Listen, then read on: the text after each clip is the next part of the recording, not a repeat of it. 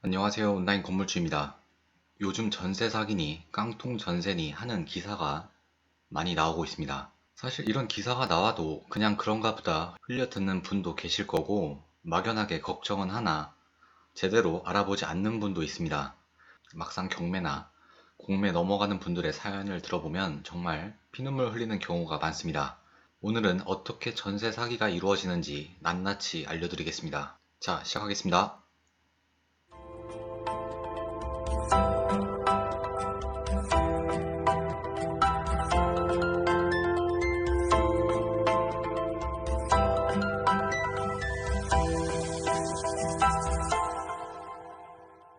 반환보증보험 사고는 매년 증가하고 있습니다. 보증보험사에서 집주인 대신 돌려주는 보증사고액은 올해 상반기에만 3,407억이었고 7, 8월 기사도 보니까 올해는 7천억 가까이 될 것으로 예측이 됩니다. 근데 더 안타까운 점은 이 피해 대상의 대부분이 20, 30대 사회초년생이라는 점입니다. 사회생활 시작하기 전부터 주저앉게 만들고 있습니다. 전세 사기 관련해서 기사에서 많이 나오는 대부분의 사례는 아파트가 아니라 빌라입니다. 그 중에서도 신축 빌라죠. 신축 빌라는 반드시 피해야 하는 매물 중 하나이고 구축 빌라라고 해도 마냥 안심해서도 안 됩니다. 제가 전국에 다 살아본 것은 아니지만 수도권 지역을 모니터링 해본 결과 이러한 전세 사기 관련해서 수도권 일부 지역만 나타나는 게 아니라 수도권 전역에서 이러한 전세 사기 사건이 많이 나타나고 있습니다. 이 사진을 보면 빌라의 신 전세 사기 수법이라고 나와 있는데 빌라의 신만 이 수법을 쓰는 게 아니라 많은 전세 사기 업자들이 쓰는 대표적인 수법입니다. 이 표에 대해 무엇이 문제인지 지금부터 자세히 분석해 드립니다. 시간적인 순서는 아래 번호와 같습니다. 우선 첫 번째 단계는 신축 빌라를 지은 건축주와 세입자가 전세 계약을 맺습니다. 세입자 입장에서는 이 정도 건물을 지을 능력을 지닌 건물주니 일정 부분은 안심하고 계약을 합니다. 두 번째 단계입니다. 전세 계약을 하고 한두 달 뒤 전세금 잔금을 치르죠. 그러면 건축주는 이미 지정해놨던 매수자에게 전세 잔금을 치름과 동시에 명의를 이전합니다. 매매 금액은 전세 금액과 동일하게 말이죠. 세 번째 단계입니다. 세입자는 집주인이 바뀌었으므로 새로운 임대인과 임대차 관계를 형성하게 됩니다. 이게 전세 사기의 대부분 일어나는 수법입니다. 부동산에 대해 잘 모르시는 사회초년생도 있기에 설명을 드리면 세입자를 안고 해당 집을 매수하는 것 또는 세입자를 안고 해당 집을 매도하는 것 모두 사실 아무 문제가 없습니다. 왜냐하면 세입자를 안고 부동산을 매수한 집주인 A, 즉 매수인은 해당 세입자가 계약 만기가 되어 퇴실한다고 하면 보증금을 돌려줘야 하는 의무가 있기 때문이죠. 또한 기존 임대인과 세입자 간의 임대차 계약의 효력을 그대로 존속시키는 조건으로 매수인이 안고 물건을 매수하는 것입니다. 하지만 왜 문제라고 하는 걸까요? 우선 첫 번째 이유는 갭이 없다는 것입니다. 즉 매매가와 전세가의 차이가 없거나 있더라도 거의 없어서 문제입니다. 아파트와 빌라 각각의 매물이 있습니다. 두 개 매물의 가격이 똑같다면 여러분은 어떤 매물을 사고 싶나요? 재개발 같은 특수한 경우를 제외하고 같은 가격이면 빌라를 사겠다라고 할 사람이 있을까요? 웬만한 경우가 아니고서는 같은 가격이면 빌라를 사겠다라고 말하는 사람은 절대 없습니다. 강의를 나가다 보니 일부 교육생은 빌라를 선택하는 경우가 종종 있더군요. 대부분 어렸을 때부터 빌라에서 자라서 빌라가 좋다고 이야기한 교육생도 간혹 있었습니다. 하지만 대부분의 사람은 이렇게 생각하지 않죠. 그렇기 때문에 빌라에 대한 매매 수요는 없고 전세 수요는 높습니다. 빌라를 샀다가 나중에 팔기도 어렵고 시세 차익에 대한 기대감도 낮기 때문이죠. 그렇기 때문에 수요와 공급 법칙에 따라 빌라의 전세가는 매매가에 비교했을 때 매우 높습니다. 사실 투자 관점에서는 무갭투자, 즉 자기 돈이 한 푼도 들어가지 않는 투자 방법은 상당히 좋은 방법일 수도 있습니다. 왜냐하면 내 투자금은 0원인데 시세 차익이 발생될 경우 수익률은 무한대이기 때문이죠. 시세 차익이 10원만 발생해도 수익률은 무한대입니다. 내 돈이 한 푼도 안 들어갔기 때문이죠. 예를 들어 설명드리겠습니다. 매매가가 2억이고 전세가도 2억이면 이러한 빌라 매물을 매수하고 몇 년 후에 3억으로 매도하게 되면 나는 돈 한 푼 들이지 않고 수익 1억이 발생됩니다. 문제는 매수자, 즉 새로운 임대인, 그림에서 볼 때는 집주인 A씨죠.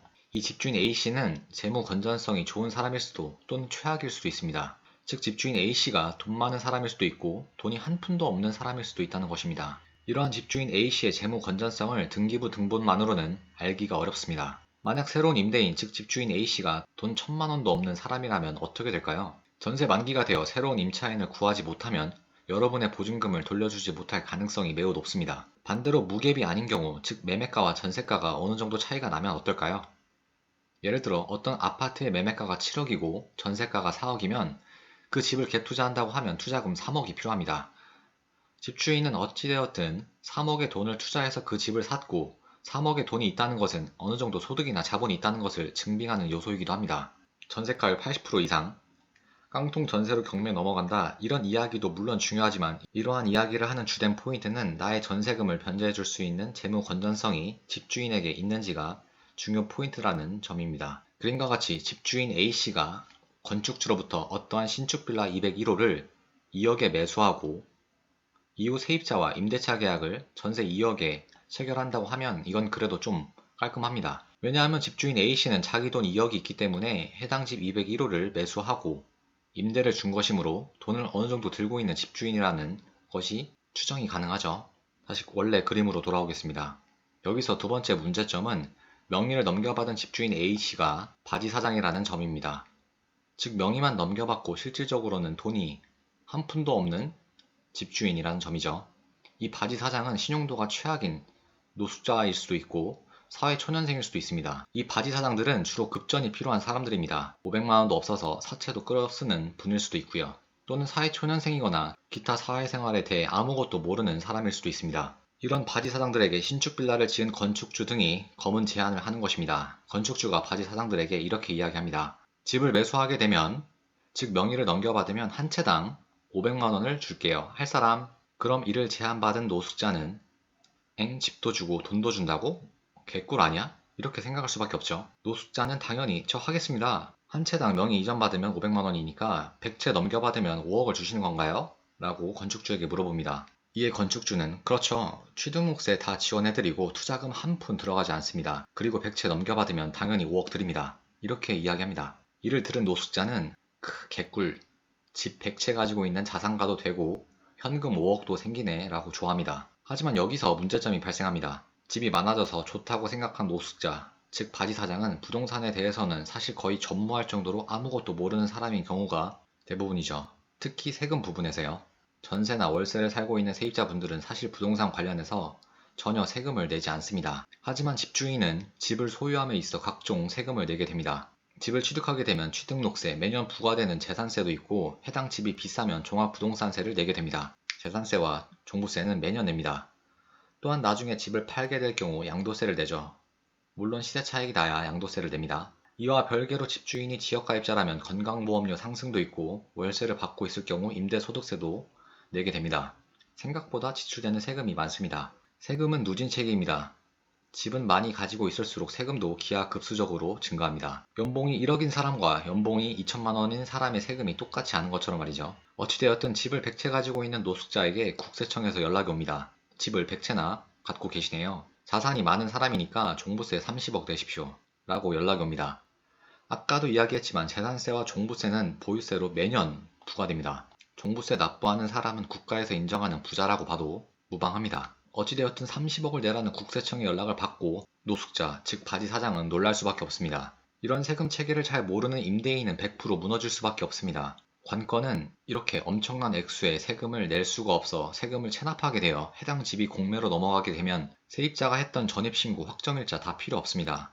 대항력을 유지하기 위해 했던 전입신고, 우선 변제권을 받을 수 있는 확정일자가 전부 무력화됩니다. 공매에 넘어가면 세금 먼저 국가에서 뜯어가고 남은 금액에서 보증금 변제가 이루어집니다. 세금 체납 금액부터 먼저 국가에서 다 뜯어가면 보증금이 많이 남아있을까요? 결국 그 집에 살고 있던 세입자도 주저앉게 됩니다.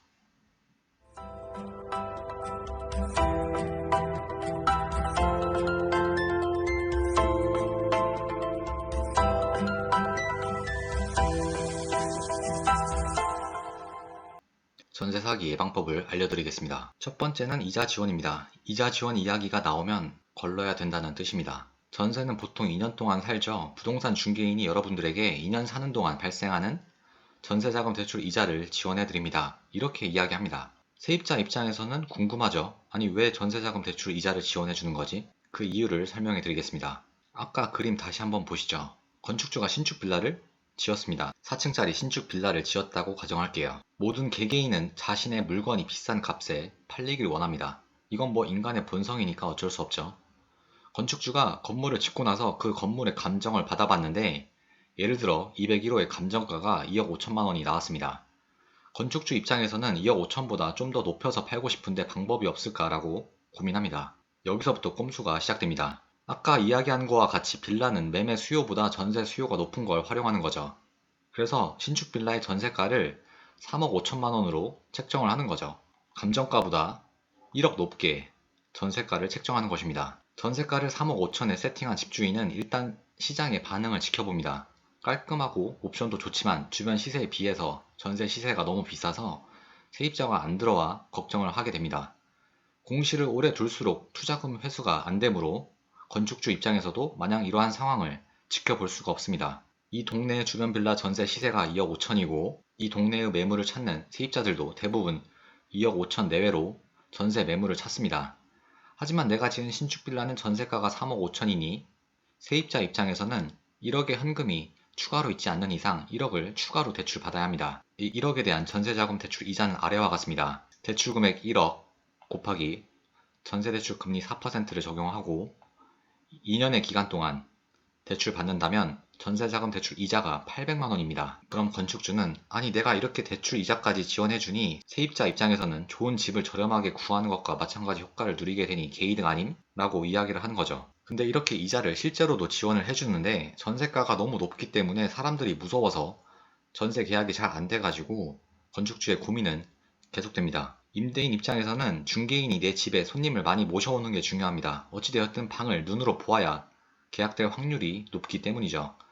이를 유도하기 위해 중개인들이 내 집을 많이 찾게끔 중개 수수료를 왕창 줘야겠다 라고 생각하는 거죠. 건축주가 이렇게 이야기합니다. 중개인 여러분 땡땡빌라 201호 전세 3억 5천에 세입자를 맞추면 중개 수수료 3천만 원을 드리겠습니다. 이 이야기를 들은 부동산 중개인들은 눈이 돌아갑니다. 이 금액이 얼마나 큰 금액인지 비교를 통해 설명해 드리겠습니다. 매매 계약이나 임대차 계약을 하게 되면 부동산 중개인은 계약 당사자 양쪽에서 중개 수수료를 받습니다. 전세 계약이면 임대인에게도 받고 임차인에게도 받는 것이죠. 지금 내용은 임대인에게만 받는 내용입니다. 전세가가 3억 5천만 원인 아파트를 계약하게 되면 부동산 중개인은 임대인에게 105만 원의 중개 수수료를 받습니다. 하지만 이러한 신축 빌라 매물은 아까 3천만 원이라고 했죠. 대충 봐도 약 30배 차이입니다. 여러분이 중개인이라면 어떤 매물로 손님을 유도할까요? 답이 뻔하죠. 중개인 입장에서는 당연히 신축 빌라로 여러분을 유도하게 됩니다. 아까 임대인이 중개 수수료 3천만 원을 준다고 했죠. 이 3천만 원을 중개인이 다 먹는 게 아니라 이 금액 범위 내에서 아까 말한 이자 지원을 해주는 겁니다. 중개인이 손님에게 이렇게 말합니다. 원래 손님이 찾으셨던 집은 2억 5천만 원인데 이 신축 빌라는 전세가가 3억 5천이죠. 손님이 생각했던 금액보다 전세가가 1억이 더 비싸니 이에 대한 2년치 전세대출 이자 800만 원을 아니 집주인을 잘 설득해서 1000만 원을 지원해 드릴게요. 실상은 부동산 중개인이 집주인을 잘 설득해서 추가로 준다는 저 200만 원은 집주인 즉 건축주가 주는 게 아니라 중개인이 받는 중개 수수료 범위 내에서 손님과 딜을 하는 것입니다. 왜냐고요? 800만 원이 아닌 1000만 원을 손님에게 지원해줘도 중개 수수료 3000만 원에서 1000만 원 차감하면 2000만 원이 남기 때문이죠. 부동산 사무실에는 개업공인중개사 즉 사장이 있고 이 밑에서 일하는 직원들이 있습니다. 부동산 직원들은 중개 수수료를 받으면 보통 사무실과 5대5로 나눠 갔습니다. 그래서 중개 수수료 3천만 원을 받고 대출이자 1000만 원을 손님에게 주면 2천만 원이 남죠. 이 중에서 반절은 사무실에 납부해야 하니까 본인에게 떨어지는 금액은 1000만 원입니다. 계약 한 건에 1000만 원을 버는 것이죠. 어떤 경우에는 손님에게 이자 지원을 1000만 원이 아니라 2000만 원까지 하는 경우도 있습니다. 고민하고 있는 손님에게 더 높은 이자 지원 금액을 이야기함으로써 계약을 하라고 설득하는 것이죠. 어찌되었든 2천만 원을 이자 지원해줘도 1000만 원이 남습니다. 직원 입장에서는 500만 원이 남겠죠. 그래서 신축 빌라 중 중개 수수료를 엄청나게 주는 매물일 경우 여러 중개인들이 공통적으로 손님들에게 이 매물이 좋다고 강조를 합니다. 근데 건축주 입장에서 중개 수수료를 이렇게 줘도 남는 게 있을까요? 지금까지 이야기한 것을 좀 정리하면 이해가 갈 것입니다. 아까 201호의 감정가가 2억 5천이었습니다. 이자 지원 및 중개 수수료 폭탄으로 결국 201호를 전세 3억 5천에 맞추었습니다. 그리고 전세가와 동일한 금액인 3억 5천만 원으로 바지 사장에게 명의를 넘깁니다. 그럼 원래 받았던 감정가보다 1억의 차익을 건축주는 보게 되는 것이죠. 여기에 중개인들에게 지급했던 중개수수료 3천만 원, 그리고 바지 사장에게 지급하는 취등록세 지원 및 명의 이전 보너스 2천만 원을 제합니다. 총 지출한 비용이 5천만 원이죠. 이래도 건축주 입장에서는 1억에서 비용 5천만 원을 공제하니 실차익은 5천만 원이나 됩니다. 200로 하나의 매물에서만 이렇게 차익이 남는 것이니 건물 전체로 봤을 때는 엄청나게 차익이 남는 것이죠. 저는 건축주가 한 개의 호실당 5천만 원 이득을 볼 수 있다는 점을 무조건 나쁘게 보지 않습니다. 우리나라 국민이 대부분 거주하는 아파트도 건설사에 건설 원가 공개하라고 하면 극도로 반대합니다. 건설사도 엄청나게 마진 남겨먹고 있는 거죠. 여러분이 알고 있는 브랜드 아파트도 해당 건설사에서 짓는 게 아닙니다. 하청에 재하청을 줘서 짓고 있어요. 개개인은 모두 사익을 추구하고 이러한 본성을 뭐라고 하긴 어렵습니다. 또한 대출이자 지원받아서 좋은 집을 싸게 들어가는 것, 이것도 좋다고 생각합니다. 하지만 문제는 명의를 이전받는 새로운 임대인의 신원이 불명확한 것 또는 알 수도 없는 것이 정말 큰 문제라는 겁니다. 이로 인해 세입자들이 피눈물 흘리게 된다는 점이죠. 전세를 들어감에 있어 무조건 단연코 레알 최우선순위는 보증금 회수입니다. 보증금을 못 받으면 역세권, 신축, 풀옵션, 저렴한 가격 다 필요 없습니다. 부동산 매매를 해보신 분이라면 조금이라도 아시겠지만 매매는 대출받을 때 제약이 엄청나게 많습니다. 하지만 전세는 무소득자나 신용도가 조금 낮아도 제약이 거의 없어 쉽게 전세 대출이 나옵니다. 이러한 점을 분양업자가 악용하는 것입니다.